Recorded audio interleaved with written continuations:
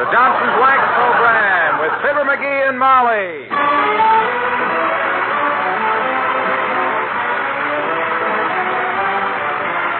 The makers of Johnson's Wax and Johnson's Self-Polishing Glow Coat present Fibber McGee and Molly with Bill Thompson, Gail Gordon, Arthur Q. Bryan, and me, Harlow Wilcox. The script is by Don Quinn and Phil Leslie. Music by the Kingsmen and Billy Mills Orchestra.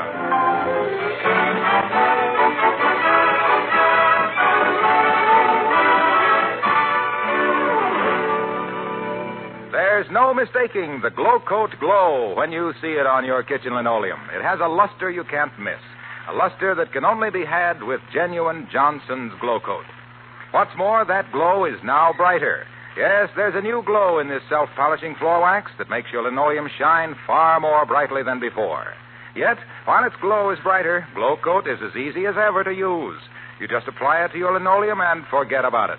As it dries, Glow Coat produces its own gleaming finish without any help from you.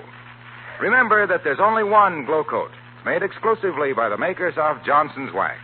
And it comes in the familiar yellow container with the bright red band. Tomorrow, ask for the self-polishing floor wax that women favor 2-to-1. Johnson's Glow Coat.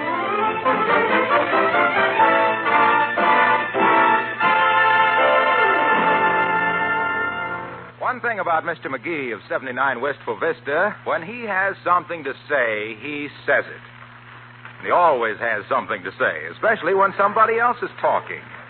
Listen to Mrs. McGee trying to read him an item in the paper as we join Fibber McGee and Molly.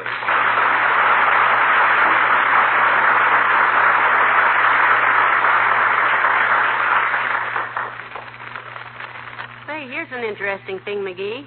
It says they're using airplanes now to drop hay to cattle that are stranded in the snow, and Oh, yeah, sure. That's called the hay lift, Molly. I know. According to the paper... The reason they call it the hay lift is on account of they have to lift the hay out of the hay loft and lift it onto the hay lift plane before the hay lift plane can lift the hay loft. Which is how a hay lift lifts hay, of course. A loft. I see. Well, according to the paper... Frankly, I think they're going at the thing all wrong, anyhow. I fed cattle myself, you know, on Uncle Sycamore's ranch in Wyoming. Well, anyhow, this paper says the cattle are marooned in snow several feet deep, and Shouldn't ought to turn cattle loose in snow that deep. They'll catch cold. Read some more, Molly. I'm trying to, McGee. It goes on to say... When I worked on Uncle Sycamore's ranch last summer, we never had snow like that all summer. Got a whole lot hotter than it did colder on account of because you... McGee! For goodness sakes. Uh-huh? Sit down, dearie. Mother wants to talk to you. Huh? Look, sweetheart, I like you a lot, you know that. But you do have one bad fault. I do? Yes, you do. You have a terrible habit of interrupting people when they're telling you something. I do? Yes. You should learn to keep quiet when other people are talking, dearie. Everybody likes a good listener. You wouldn't like it if nobody listened to you, would you?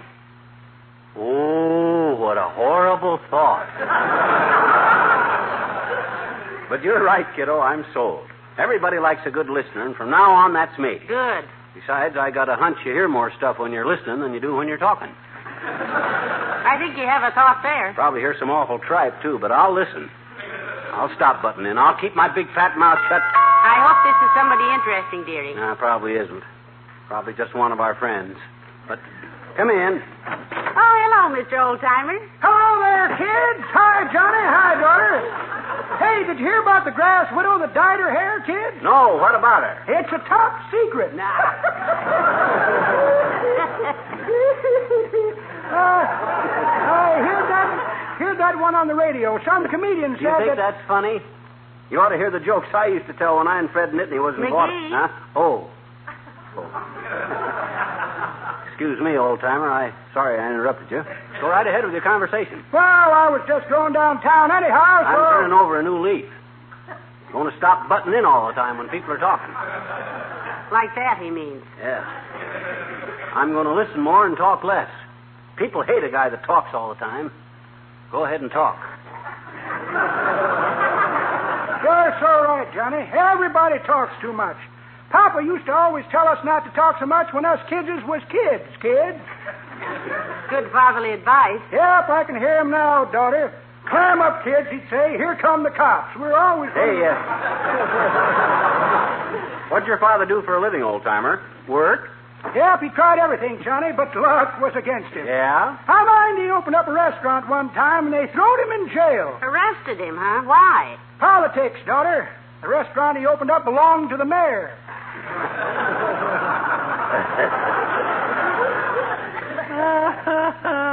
I suppose you had to work when you were little, eh? What was that, Johnny? I suppose you had to work when you were little. Like a beaver, Johnny. Yeah? I mind one time I took up pigeon raising. I bought 6 pigeons, hung out a sign, sold 27 of them the next week, and I was... Hey, wait a minute. How could you sell 27 birds when you only had 6 to start with? Homing pigeons, son. Yeah? Sell a pair in the morning, they'd be home by noon. Sell them again after lunch, and they'd be back in the coop by sundown. Yeah. I'd have made a fortune at it if something hadn't come up unexpected. What came up? Jeopardy Sheriff, daughter. Well, that's nothing compared to the racket I had as a kid. I sprayed white rabbits with aluminum paint and sold them for silver foxes. I had quite a deal. McGee? Huh? Oh, excuse the interruption. Sorry, go ahead with your story, old-timer. It's very interesting. Thanks, Johnny. Well, like Not I as said... interesting as my experience with the rabbits, though. Go ahead anyway. I'll listen. No. You talk, Johnny. I'll listen. No. You go ahead. I'll listen. No, you. No, you. Johnny, I'd love to stay and play games with you, but I got a date. A date? Yep, I'm taking Bessie to lunch, kids. Every payday I take Bessie out, and do we eat? Oh, isn't that thoughtful? So today's your payday, is it? Nope, Bessie's. So long, kids.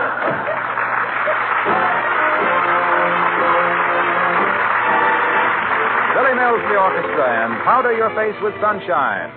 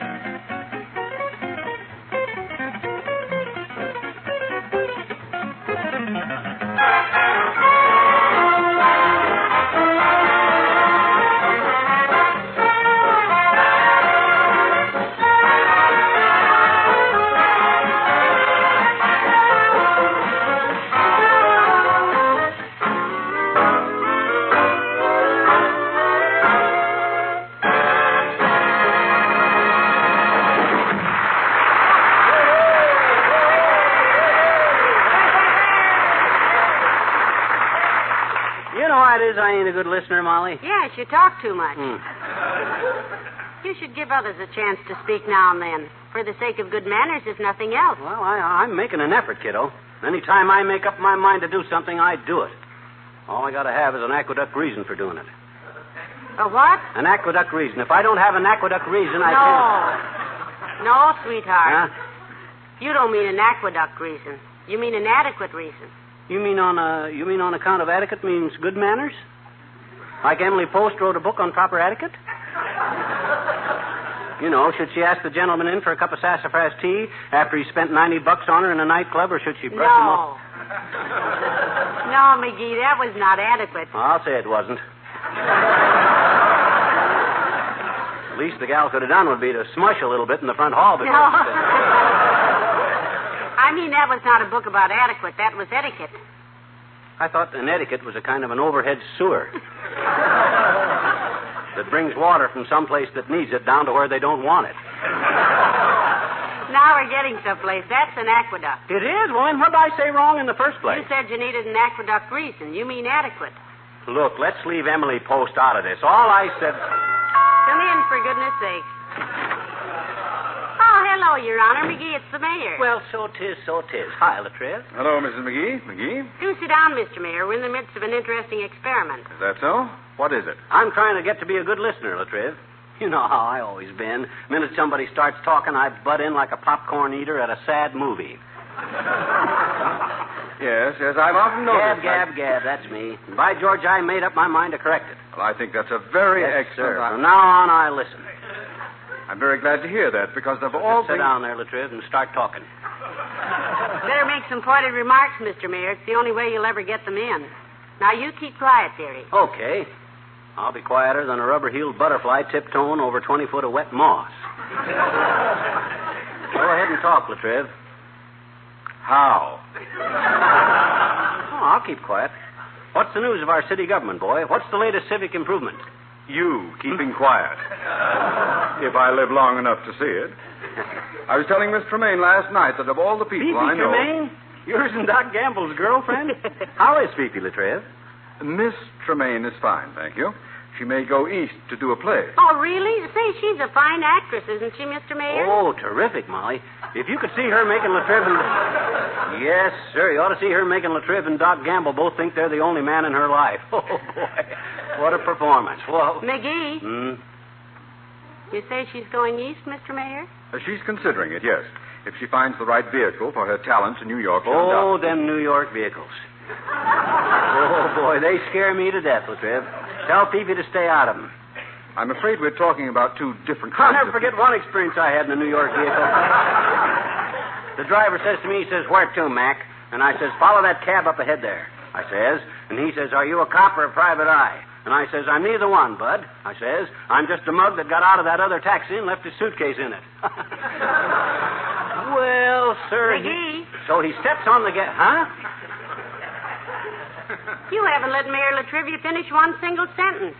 You've interrupted everything he said. I have? Oh, my gosh. Oh, I'm sorry, Your Honor.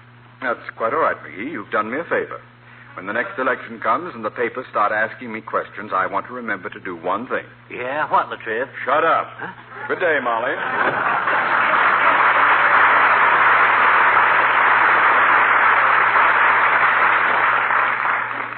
You see, McGee, he was really annoyed. Yeah.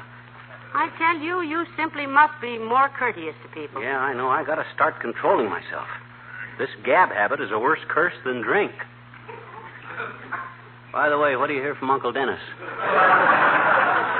Well, I had a card from him the other day. He's very well. He's in good spirits and vice versa, I suppose. The only time he's ever... Hello, Molly. Hi, pal. Hello, Mr. Wilcox. Hi, Junior. Hey, before I forget it, I brought you a cigar, pal. Got it at a sales meeting. Oh, swell, Junior. Just put it on the desk here. I'll smoke it later. Fine. One of your salesmen have a baby? No, but his wife did. He was passing out cigars, so I grabbed us each one. Sit down, Mr. Wilcox. We were just working on a little problem when you came in. What problem is that? Me. I talk too much. It isn't your talking so much, sweetheart. It's the fact that you keep interrupting everybody else. Yeah. If the government ever heard you in a conversation, they'd arrest you for operating a monopoly. She's right, pal. You're always interrupting me. The minute I say Johnson's self-polishing glow coat, for instance. But you're always talking about glow coat. You're always McGee. saying...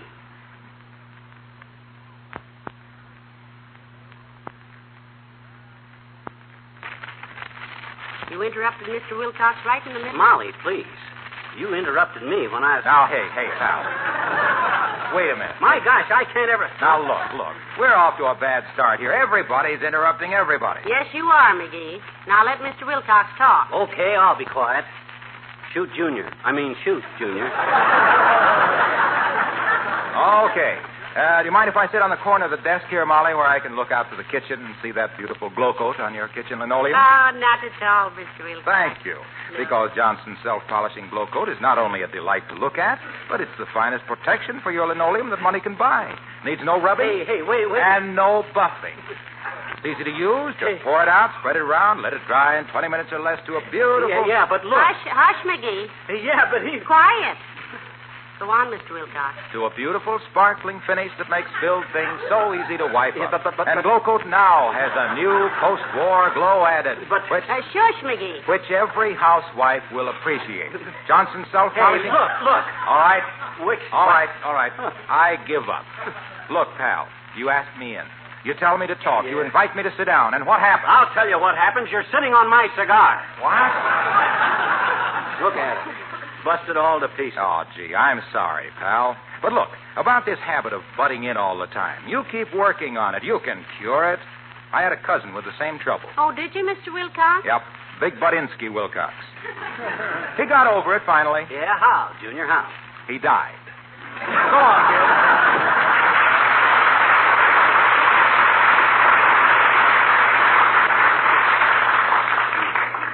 What a help he was. Give me a good cigar and then parks his big fat sales talk on it and busts it. Well, I'm going upstairs to start the laundry. You just keep concentrating, dearie. You can conquer that thing. Okay, Tootsie. Ah, there goes a good kid. You think how patient she's been with me all these years, and me so darn gabby. After she said I do, she's hardly been able to get a word in since. That ain't the... Come in. Hi, mister. Oh, hi, sis. Come on in. Well, how's things, Teeny? Oh, just dandy, Mr. McGee, I bet you. Yeah? I just thought I'd step in and say hello on my way to the library. Oh, you did, eh? Yeah, it was, I said you did, eh? Did what? Thought you'd stop on your way and say hello. On my way where? To the library. And say hello to who? To me. I know it. Hello? Hello. What's the book you're taking back to the library? Oh, this was a dandy book, I bet you. Robertson Crusoe. Oh. Robertson Crusoe, eh? Yeah, that's a fine book, sis. Great story. I'll say, mister. You know what?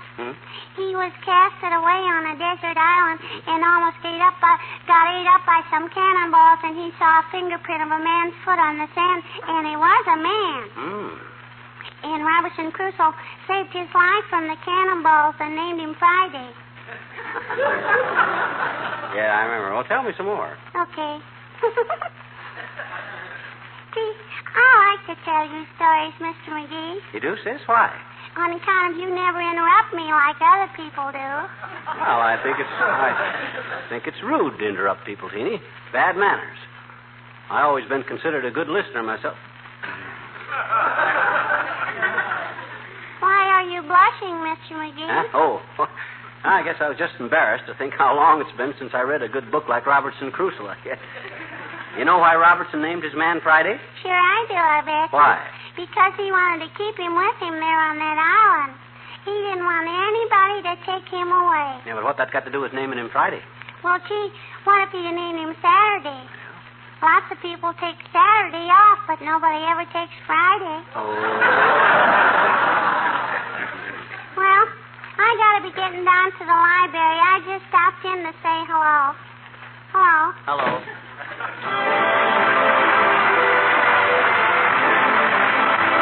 The King's Men and Siesta. Siesta, siesta, siesta, siesta.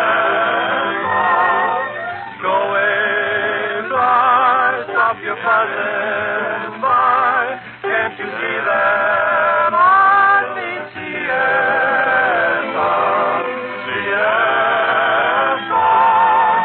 I want to dream of a maid and a rose. But how can I dream when you perch on my nose? Go away, fly, stop your buzzing by. Can't you see that I need siesta, siesta? chin. Get out of my ear. Get off of my nose. Vamoose out of here. Get out of my life. I'm talking to you, you busy fly. Why don't you shoot, fly, shoot? Fly, shoot. Get off of my chin. Get out of my ear. Get off of my nose. Vamoose out of here. Get out of my life. I'm talking to you, you busy fly. Why don't you shoot, fly, shoot? Fly, shoot. Go away, fly. Stop your buzzing by. Don't you ruin my siesta. Siesta.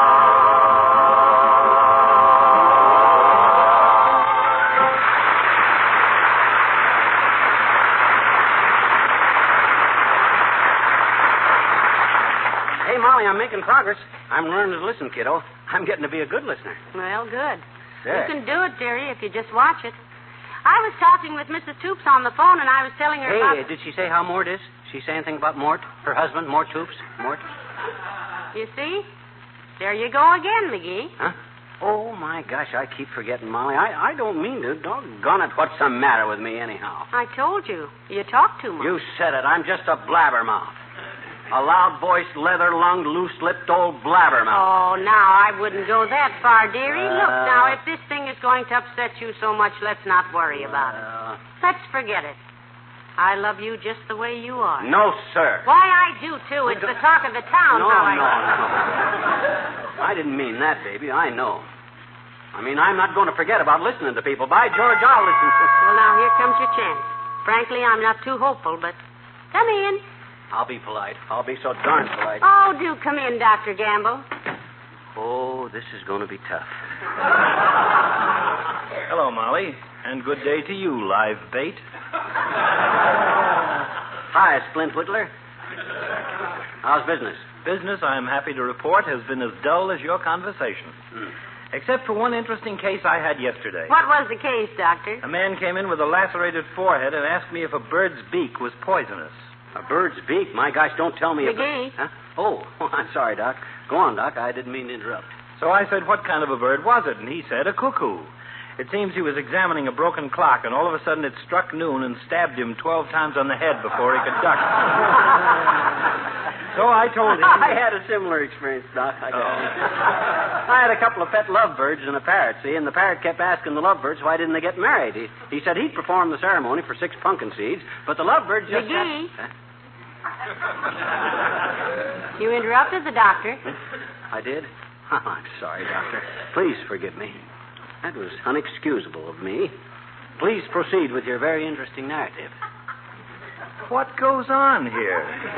When did you start being sorry for your own bad manners, wobble puss? Today, Doctor. You see, Fatso, I just come to realize that I ain't a good listener. I talk too much. My trouble is that my life has been so much more interesting than anybody else's that I get impatient, and first thing you know, I'm yammering away 16 to the dozen. Your trouble, my boy, is that you're just a loud-voiced, leather-lunged, loose-lipped blabbermouth. You know, that's odd, Doctor. He said the very same thing himself. Yeah, but I was kidding. He's not. No, I'm not. McGee, you are the only man I ever knew who interrupts himself. Oh, yeah? You couldn't keep your mouth shut 5 minutes, flap lip, if your life depended on it. How long? 5 minutes. For how much dough? $5. Boy, you got a bet. Oh, now, boys, what It's a silly... the bet. I'll time you. You said it. It's a bet. Let me get a drink of water so my throat don't get dry. Where's the drink of water, Molly? In the kitchen? Okay, I'll go. You know, Doctor, this might help him at that. If we could fix it so every time he interrupted a conversation, it would cost him money. No. He'd have to be rich, wouldn't he? Oh, here he comes. All right. You ready, loudmouth? I'll time you, and you can begin. Oh, look. He's already started, Doctor. He's just nodding his head. Mm-hmm. Okay, let's just relax a while and watch his blood pressure come up. You know, I had an interesting thing happen at the Elks Club last week, Molly. Really, Doctor? Yes, they have a chairman of the pool table committee down there who is a very noisy, offensive little character. And... Well, who is it, Doctor? Anyone we know? Oh, it's nobody interesting, Molly. Just a little twerp with more time than brains who volunteered for the job because it allows him 3 free games of pool a week. Mike?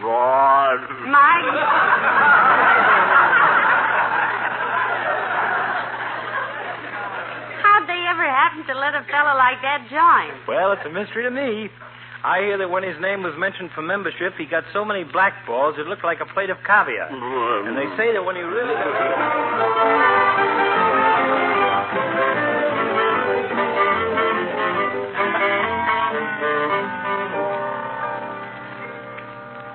Well, he hasn't said a word so far, Doctor. Look, he's pointing at the clock. Is the time up? Well, well. It's been so pleasant chatting with you that I completely overlooked the time, Molly. He's had his big fat mouth shut for nearly 10 minutes. You won, McGee. You won. You had your big fat mouth, your mouth shut for nearly 10 minutes, dearie. Pay off, Doctor. Gladly, Molly, gladly. Here's the $5, McGee. You can talk now, sweetheart. You won the bet. What's he trying to do? Open your mouth, McGee.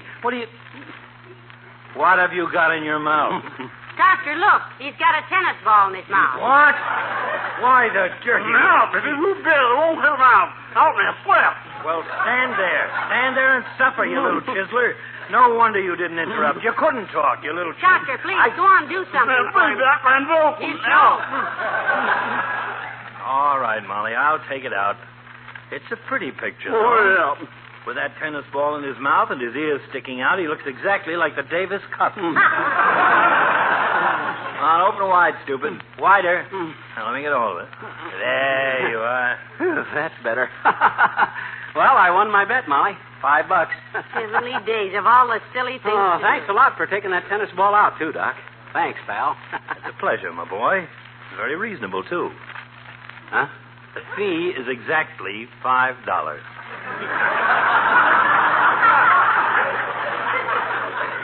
McGee, your mouth is open again.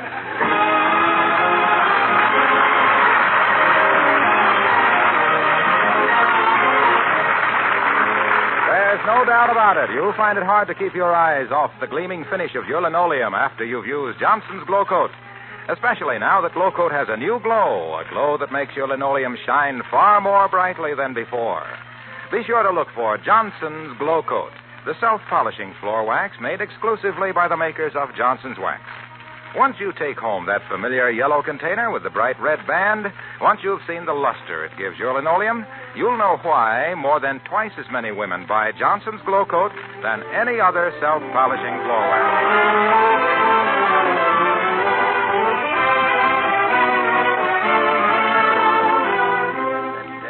What a gyp. What a swindle.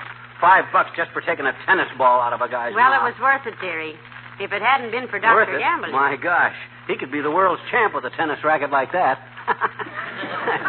Don't you get it, Molly? Racket? Tennis racket? It's a player. It ain't funny, McGee. You said it. My jaws hurt. Good night. Good night, all.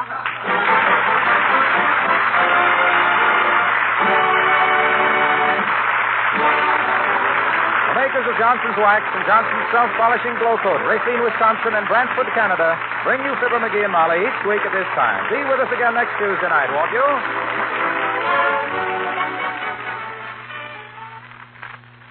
Do you put off polishing your dining room chairs?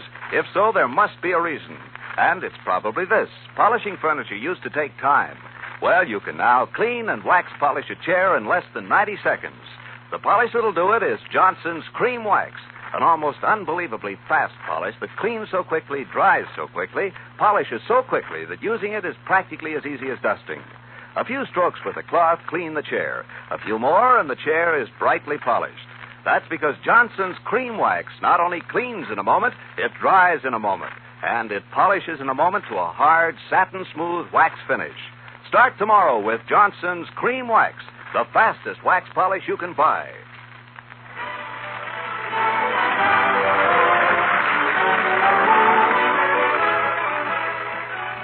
is